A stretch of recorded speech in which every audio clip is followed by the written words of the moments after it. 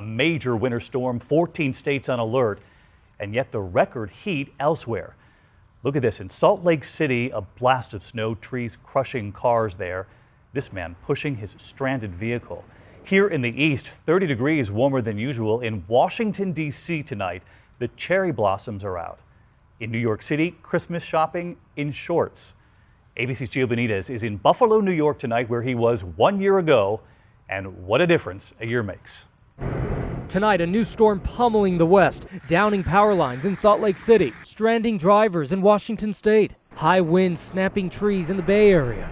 She literally saw this tree just come down and then she just heard it smash. All this after a wild weekend of extreme weather in the heartland. A Kansas whiteout blinding drivers. And in Texas, 4 confirmed tornadoes. You can see from the air the path of destruction. At least 50 homes damaged. And it sounded like the roof had lifted off the house. Straight line winds doing damage too. Our Candace Gibson on the scene.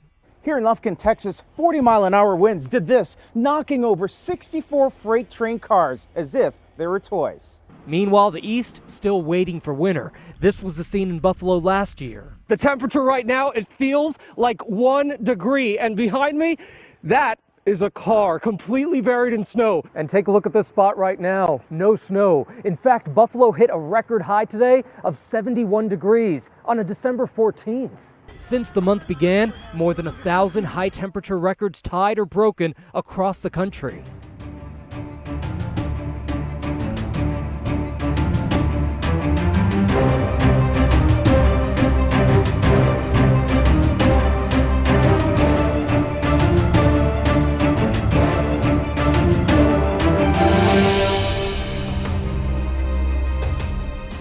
A recent report published by the UN Office for the Coordination of Humanitarian Affairs noted that the impact of the failed spring rains was compounded by the arrival of the El Niño weather conditions. The UN is further highlighting that its humanitarian team in Ethiopia and the government have held series of briefings with donor parties to raise the alarm on the ongoing El Niño caused drought emergency. The devastating effects of El Niño, the lack of rain accompanied by heat waves. This is the worst drought to hit South Africa since 1982. Millions are facing water shortages. This is rather unusual because under normal circumstances, I would be waist height in water here. This reservoir has completely dried up, and it just goes to show how severe the drought is. The prospects of rainfall look promising, but the ever-changing weather patterns brought by climate change could still affect the country's food security. Nomsa Masego, BBC News, Free State. Just 150 miles from where we are in the thoroughly modern and bustling city of Los Angeles sits a drought-stricken town where indoor running water is a thing of the past. The water has run out for thousands of farm workers and others who depend on private wells that have run dry. Has acknowledged that the persistent drought is affecting everybody. He said 2.7 million people have been seriously affected by the current drought spell. Drought is a big problem, and it needs all of us to work together to mitigate the impact. The impact on the agricultural sector is severe and will affect us for a long time to come.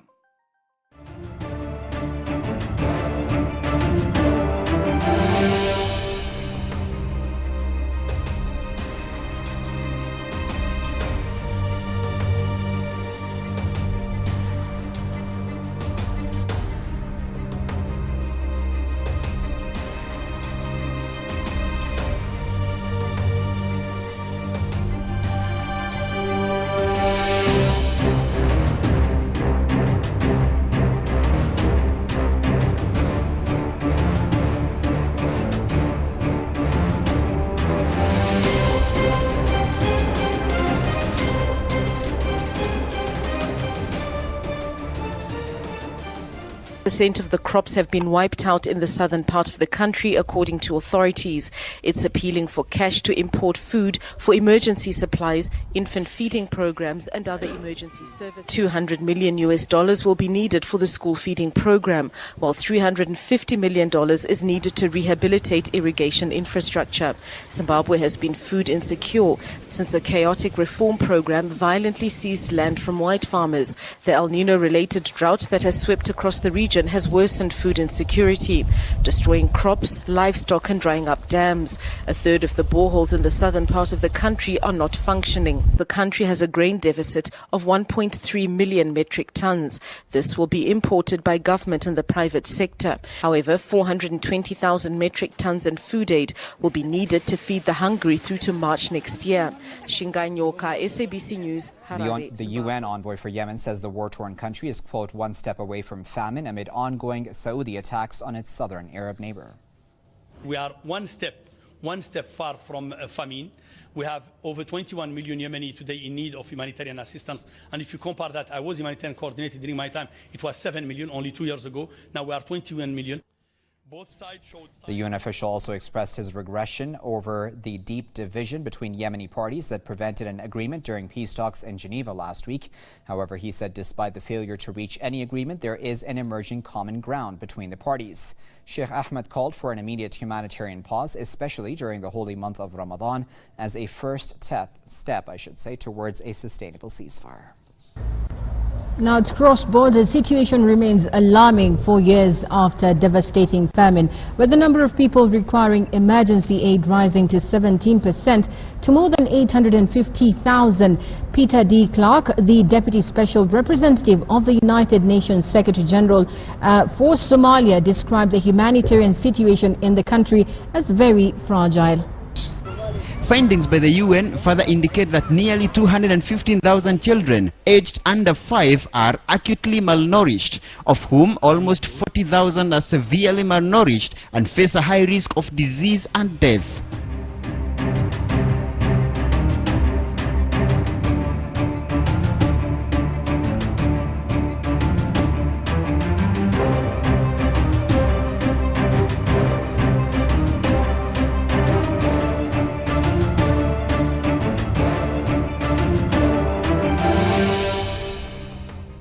People killed in an outbreak of Legionnaire's disease in New York City. Dozens more were sick. Many scientists call the disease a great mystery. In reports that are not making the mainstream, agricultural farmers are working hard to warn small farmers and homestead ranchers of the dangers that they've encountered in what is being called the largest disease outbreak to hit North America in the history of large-scale and cultural-dependent farming and animal husbandry. Veterinarians have reportedly been instructed to bypass normal means of communicating possible cases of the H5N2 variation of the avian flu through a hierarchy of government agencies and instead told to report cases directly to the USDA and, in the case of close human exposure or suspected human cases, directly to the U.S. Centers for Disease Control, so that large-scale quarantines, culling operations, and pre-symptom infection control measures can be administered by the U.S. government as officials scramble to control a disease that could kill 1 out of every 2 birds destined for human consumption across the continent.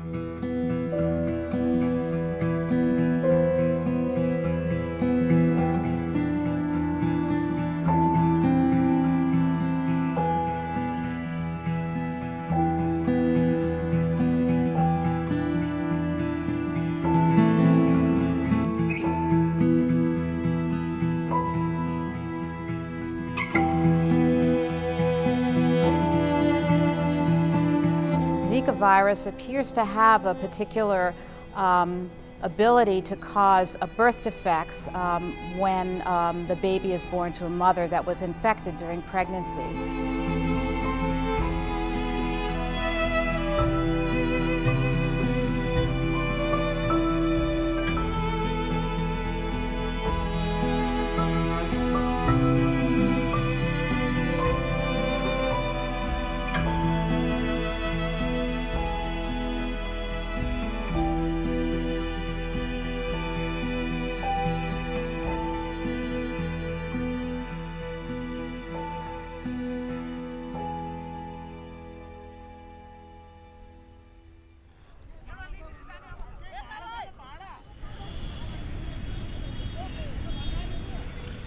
We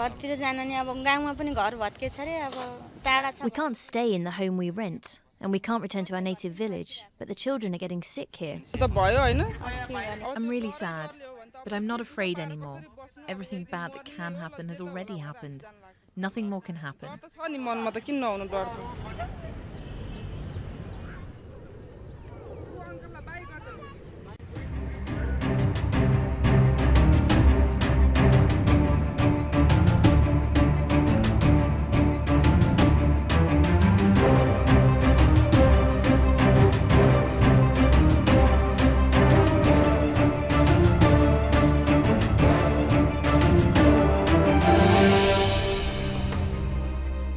The temperatures reach nearly 50 degrees Celsius in some regions. Indian authorities have warned that the conditions are set to continue. But look at the numbers. They're going to continue to be in the 40s in Ahmedabad, in Nagpur. This is where we first started noticing it. In Nagpur, it's 45, 46, 47, and kept building each day. But when you have nighttime lows that are still in the 30s, that's when it gets tough. Areas of red extreme heat. Now, this map for tomorrow is much better than it was yesterday when we had areas of red to the north. But we're waiting really for these. Now, Cyclone Komin has weakened into a depression as it crossed from Bangladesh into West Bengal late last night. Wind speeds are down, but the worry is the continuing forecast of heavy rainfall in the area. In the southern districts, the depression may bring. Because of the monsoon, thousands of cusecs of water are being released from barrages, flooding low-lying areas of Bankura, Birbhum and Burdwan.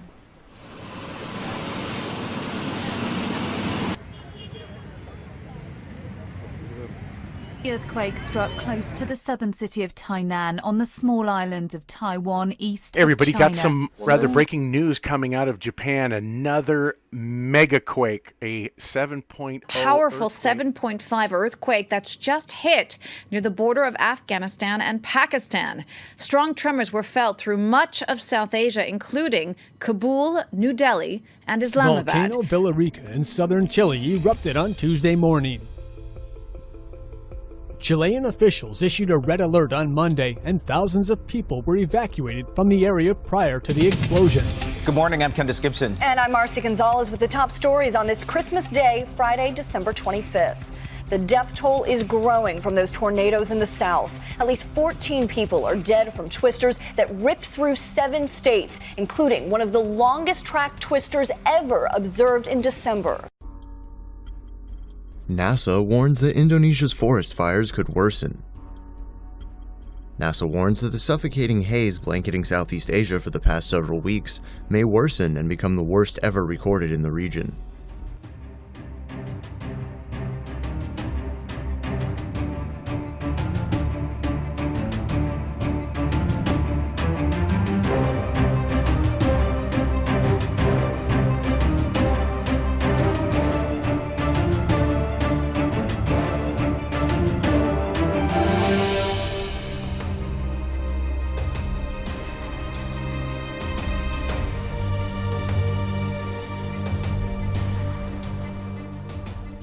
Another prophecy that deals with the time that we're living in is found in the Old Testament, in the book of Daniel, Daniel chapter 12. Take a look at Daniel chapter 12 and verse 4. The Bible says, "But thou, O Daniel, shut up the words and seal the book, even to the time of the end. Many shall run to and fro, and knowledge shall be increased." However, there's another application that we can see when we look at knowledge of man increasing. If you go back with me to the days of George Washington, and you think about how they traveled back then. How fast could George Washington travel? Well, about as fast as his horse could take him, or horse and carriage. And if you go further back from George Washington, go back to the time of Pharaoh, how fast could Pharaoh go? The same speed. Thousands of years difference in time and no increase in the rate of travel. But what happened shortly thereafter? Well, the steam engine was invented, boats going across the oceans, trains going faster and faster. Then the internal combustion engine was invented, and we had cars, and finally, airplanes and the jet engine. And now today, the space shuttle up there travels, or when it was traveling, it's traveling at 7 miles a second. Every second. We go from thousands of years from the time of Pharaoh to George Washington, no increase in travel, and then in just the last 100 years or so, all the way up to the speed from horse and buggy to going 7 miles a second through the sky. What did the Bible say? At the time of the end, knowledge would be increased and many would run to and fro. But not only travel has increased, but knowledge in general. We have, it used to be if you wanted to study a subject and find out about history, you'd have to go to the library and read some books. But today, you can just jump on the internet, click with your mouse, and you can use the search engines and search thousands of libraries in seconds. Friends, we're living in a time of great increase in knowledge. It used to, if you had a major surgery, you'd have to go into the hospital and you may not come out for a few days. But now sometimes people go in for surgery and the doctors cut a little tiny incision in there and you hardly even know that the person went for surgery. They're out right away and back home, resting and recuperating. Friends, we're living in an unprecedented time of increase in knowledge and travel. According to the Bible, it said this would happen when? It would happen at the end of time, the end of this world.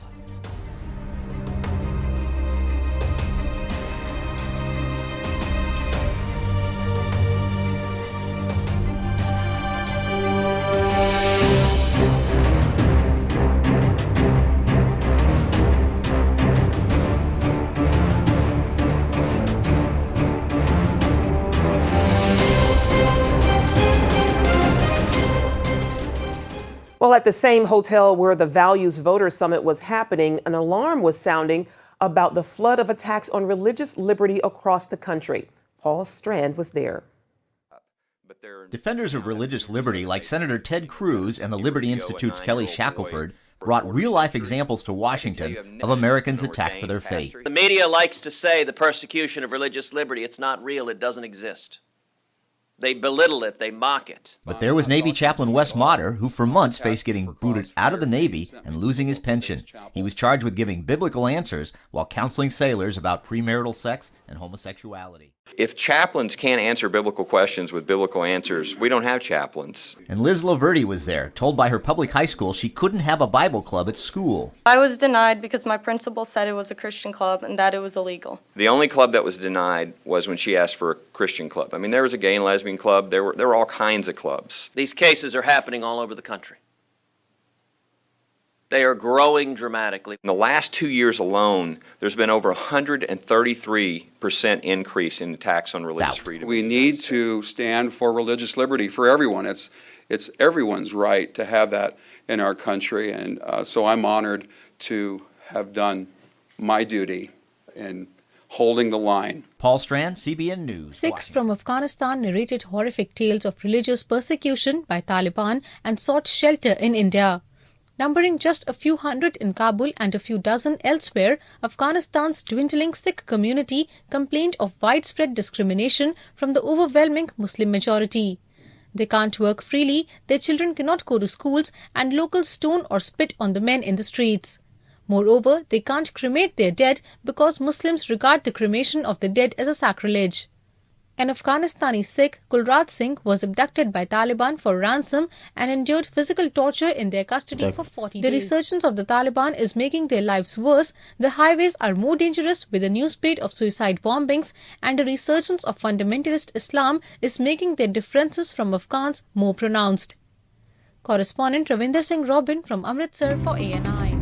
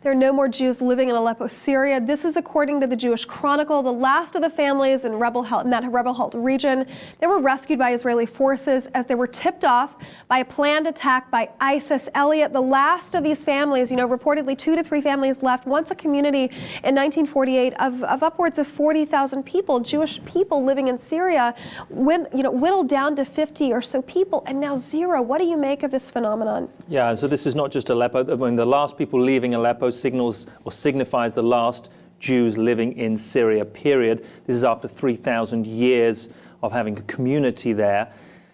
I mean, it's important to note that they were evacuated as part of a systematic approach. But it's not just the Jewish communities that we're talking about here or that have been affected. Obviously, we've seen the attempted eradication of the Yazidis. We've seen the attempted eradication of Christians throughout the region. And non-conforming Muslims as well. Correct. I agree with you. You've got now this phenomena that's just created a problem for all of us in the international community, and that's the issue of foreign fighters. So you have now foreign fighters coming from all over the world, coming to fight alongside ISIS in Syria and now today inside of Iraq. If you look at from the Russian point of view, Chechen extremist fighters are coming in to fight in Syria and Iraq that are going to be problematic because eventually they go back to the Caucasus and create problems. Not only that, all the other jihadists that are looking for the next place to fight will also go back to the Caucasus. So they have as much of a problem, I believe, if not slightly more because of the numbers involved than, let's say, other European countries, France, Germany, Italy, or anywhere else. So I think we're all in the same boat. I mean, you'd probably be surprised that we're picking up Chinese from Western China in Syria and in Iraq, and actually not too far away from our borders. So this has really become a global problem.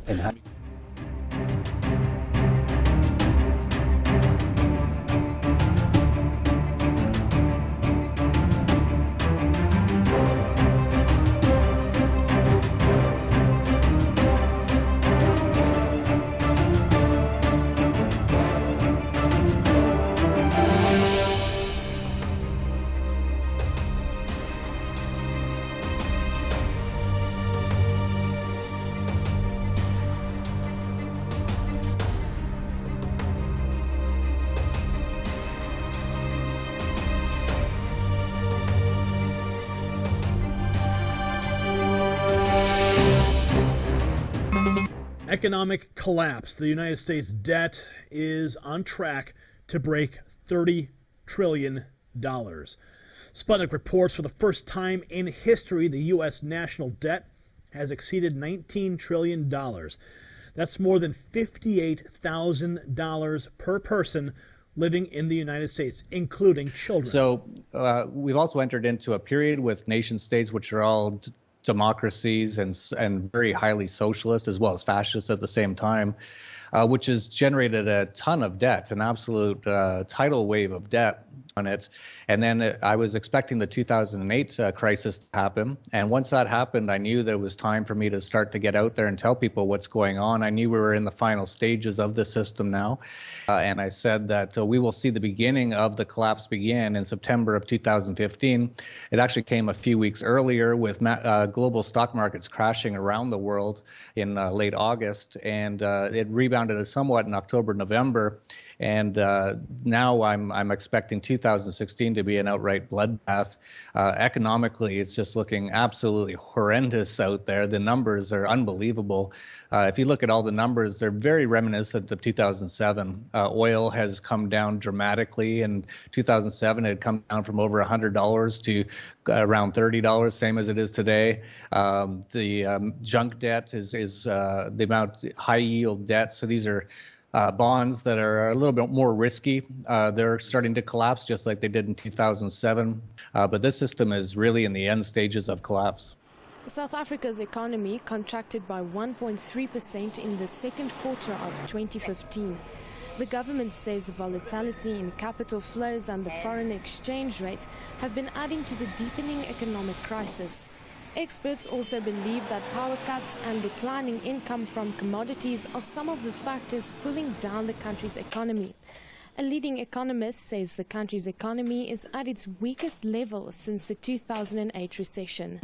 In spite of the many warnings, Schisler says there is a silver lining: lower fuel prices, especially since imports have to travel long distances before it reaches its final destination. However, low fuel prices won't keep the economy from further decline. Madeleine Fouchier, Press TV, Johannesburg.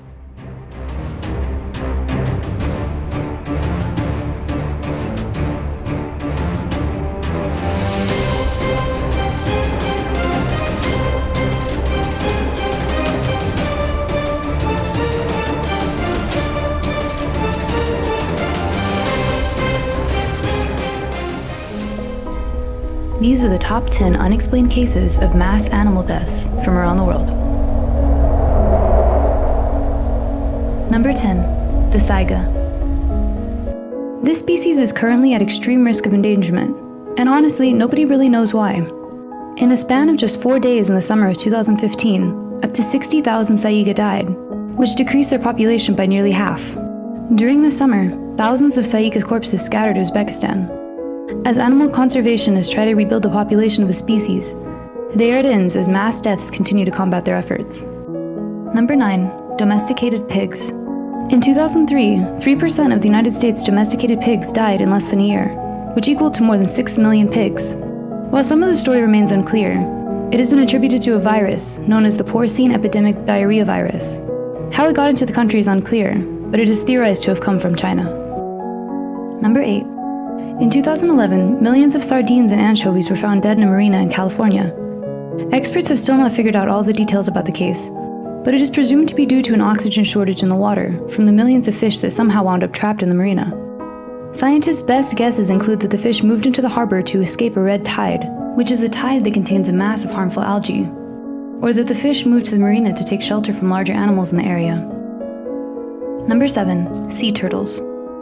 In 2005 and 2006, at least 200 endangered sea turtles were found beached in Ecuador. Scientists' best guess is that it was due to a red tide, which has been increasing in its occurrences due to climate change.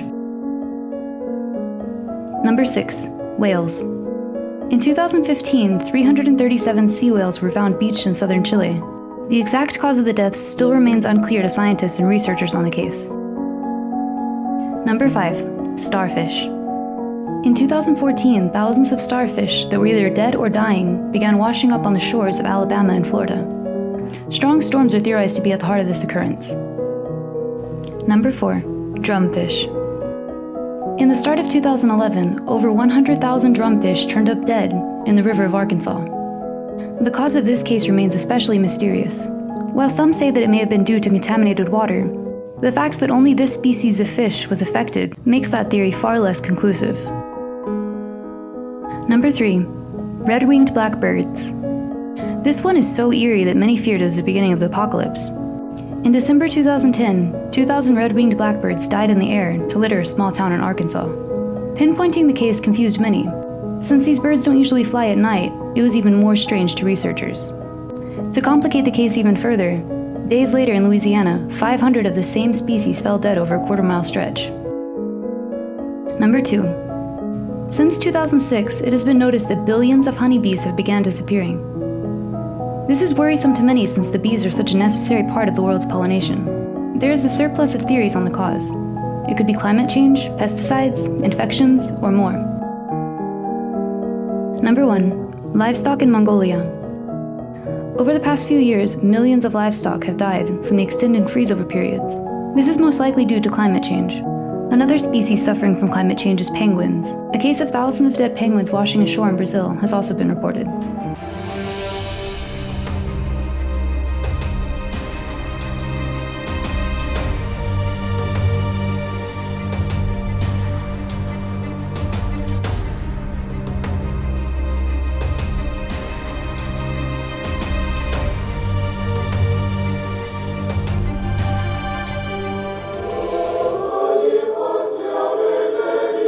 Hello guys, I'm Pastor D, this is End Time News. Just want to very quickly bring to your attention that in the Vatican yesterday, on June the 4th, 2015, Pope Francis was involved in celebrating the Catholic festival of Corpus Christi, which means the body of Christ. And I just want to show you that this is, again, definite proof that the Vatican and the Pope are the false prophet of Revelation 13 and Revelation 17. And I'm going to read to you from Revelation 17, verse 3. So he carried me away in the spirit into the wilderness, and I saw a woman sitting on a scarlet beast. That is talking about the false prophet sitting on or riding the Antichrist. Sitting on the scarlet beast, which was full of names of blasphemy, having 7 heads and 10 horns. That's how we know it's talking about the Antichrist. Verse 4, and the woman was arrayed in purple and in scarlet. Can you see there?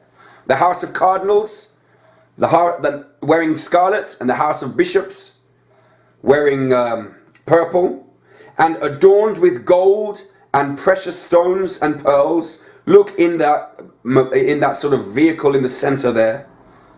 Having in her hand a golden cup full of abominations and filthiness of her fornication. Absolute proof, undeniable, undebatable, solid proof. This man is the false prophet of Revelation.